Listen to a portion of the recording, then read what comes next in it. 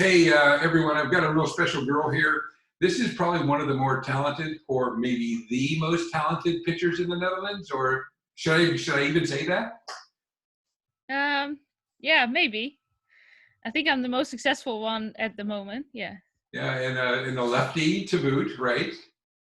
Sorry. And you're a lefty as well. Yes, I'm a lefty. So this girl, obviously I've seen her play forever. I think she's probably mid-20s now or something like that, Yes, 27, something 27. like that. And I've seen her play since she's been like 4. And she's always been a dominant girl. So it's pretty crazy. So right now you're practicing softball while this crazy thing's going on. But let's talk about what's going on in the Netherlands with this COVID virus stuff and how does it affect your life?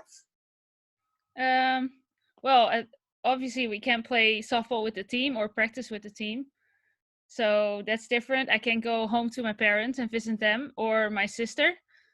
Uh, but the training is still going on. So we have online workouts and online team meetings, and I hit outside into a pop-up screen. My boyfriend's a catcher, so I get the pitch still. So finding a way. So are you trying to stay in shape every day that you're off right now? Yes. So are you running? Are you throwing every day? Are you hitting every day? Depends on the day what I do. I do yoga in the morning, and then depending on what day it is, I have a strength workout or conditioning workout, and then in addition to that, either hitting or pitching or both. So tell me, are you, some people are taking a break from everything. They're not even practicing. What advice would you give all these American athletes that want to be as good as you during this time down? What advice would you give them? I think it's smart to keep moving. I also understand that it might not be as smart to keep going at 100% without knowing when you get to go full out.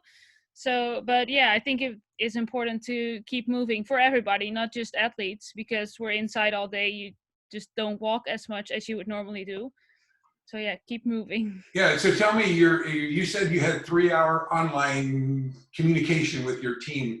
What you said, and it's interesting. What do you guys review? What do you go over?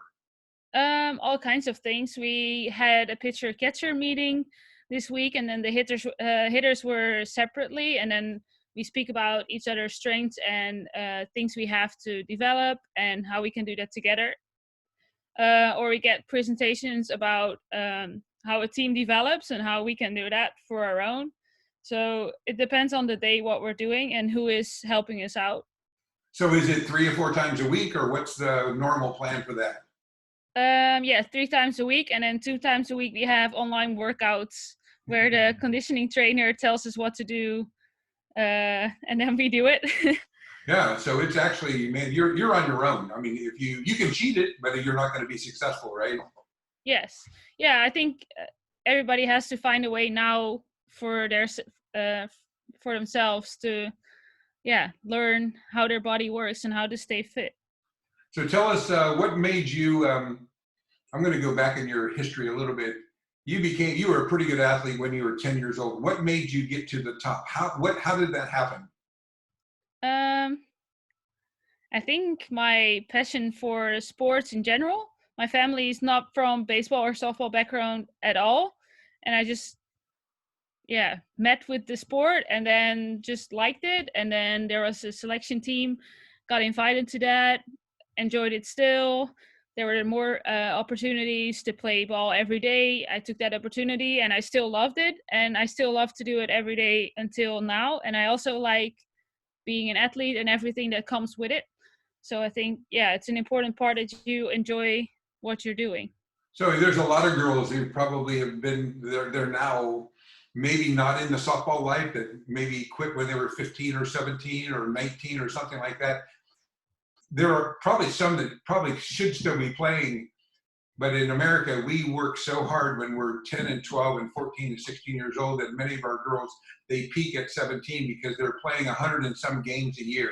Mm-hmm. Double that, maybe 150 games per year, or 50% more. But that's what we fear in America, that we're getting good so quickly that we end up not having the love that you have now, Mm-hmm. which is pretty crazy. So we're trying to fight that. I'm not sure how we can do that, but that's what we're kind of up against here. So Hmm.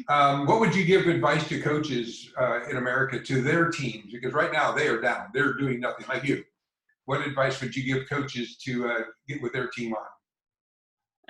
Well, I think what I experienced with playing college in America, that a lot of coaches tell players exactly what to do, and if that's not there, players don't know what to do.